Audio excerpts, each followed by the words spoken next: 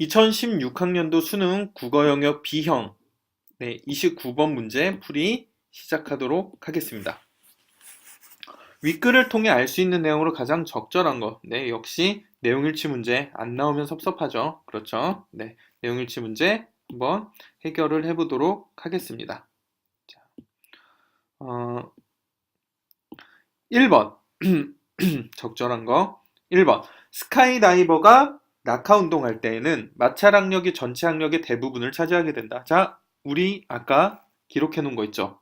자, 마찰 항력보다 점선과 표면적.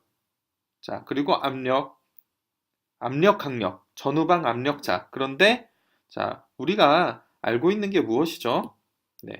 그래서 스카이다이버 이야기가 나왔어요. 요 문단 볼까요? 스카이다이버와 같이 큰 물체가 빠른 속도로 떨어질 때, 자, 구분을 위해서 다른 색으로 하겠습니다. 자, 스카이다이버 같이 큰 물체가 빠른 속도로 떨어질 때는 압력 항력이 매우 크다. 그렇죠? 그러니까 선지의 내용. 스카이다이버가 낙할 때 마찰 항력이 전체 항력의 대부분을 차지하게 된다는 건, 자, 틀린 내용이네요. 그렇죠? 네. 2번. 물체가 유체 속에서 운동할 때 물체 전후방에 생기는 압력차는 그 물체의 속도를 증가시킨다. 자, 물체의 전후방에 생기는 압력차는 뭐죠? 바로 압력 항력입니다. 그렇죠? 이거는 항력이에요. 자, 항력은 어떤 거죠? 항력은 운동에 저항하는 힘입니다. 그러니까 항력이 생긴다는 건 그 물체의 속도를 증가시키는 게 아니라 속도를 떨어뜨리게 하겠죠. 자, 틀렸습니다. 3번.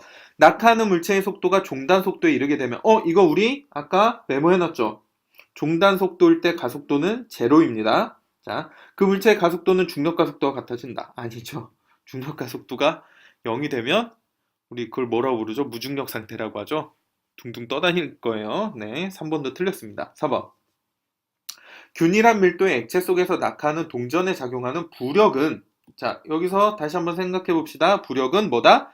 부피의 유체만큼의 무게입니다. 부피만큼, 그러니까 떨어지는 물체가 차지하는 부피에 해당하는 유체의 무게. 항력의 크기에 상관없이 일정한 크기를 유지한다. 그렇죠. 왜냐? 부력을 결정짓는 것은 부피만큼의, 떨어지는 물체의 부피만큼의 유체의 무게입니다. 항력과는 관계가 없어요. 그렇죠. 그러니까 일정한 크기를 유지하겠죠. 정답은 4번이 되겠습니다. 자, 하지만 우리 공부하는 학생이니까 5번도 봐야 되겠죠. 균일한 밀도의 액체 속에 완전히 잠겨있는 쇠막대에 작용하는 부력은, 역시 또 부력이네요. 서 있을 때보다 누워 있을 때가 더 크다. 누워 있을 때가 더 크다. 그런데 자, 봅시다. 부력이라는 것은 뭐죠? 또 이야기하지만 만약에 이 상황이라면은, 이 문제에서 주어진 상황이라면은 이 액체 속에 잠겨있는 쇠막대의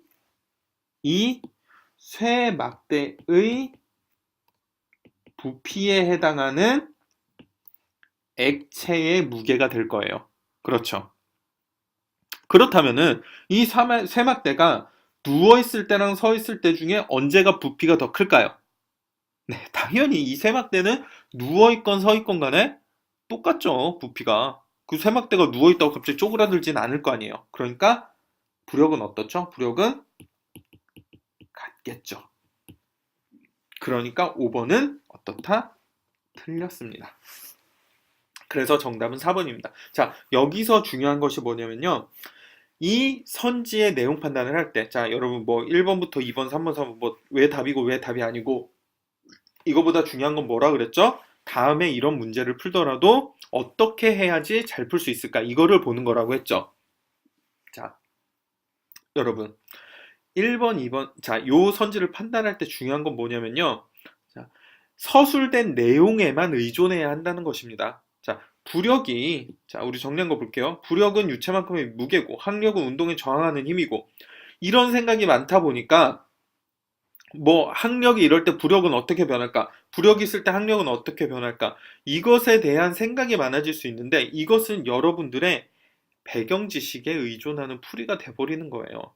여러분들은 부력과 항력 어디서만 판단하느냐? 이 글에 서술된 내용 안에서만 판단을 해야 됩니다. 자, 국어 영역에서 배경 지식이 중요하다, 중요하지 않다 이런 이야기 많죠. 네, 제가 확실히 말씀을 드릴게요.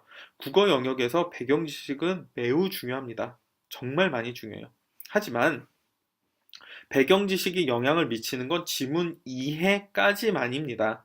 당연히 이 지문을 이해할 때도 학력, 부력, 중력, 그리고 밀도, 부피 등의 개념에 대해서 알고 있는 학생이 이 지문을 보는 것과 모르는 학생이 이 지문을 볼 때의 지문 이해도는 완전히 다를 수밖에 없습니다. 그건 그 누구도 부정하지 못해요.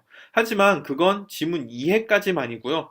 이 문제를 풀 때는 내 배경 지식은 싹 잊어버리고 지문에서 설명한 내용만을 머릿속에 두고서 문제를 풀어야 됩니다. 아시겠죠? 이 원칙을 꼭 지키셔야 합니다. 그게 아니면 감으로 풀다 틀리게 되는 일이 발생하게 되는 거죠. 자, 29번 복습 철저히 하시고요. 자, 바로 30번 문제풀이로 넘어가도록 하겠습니다.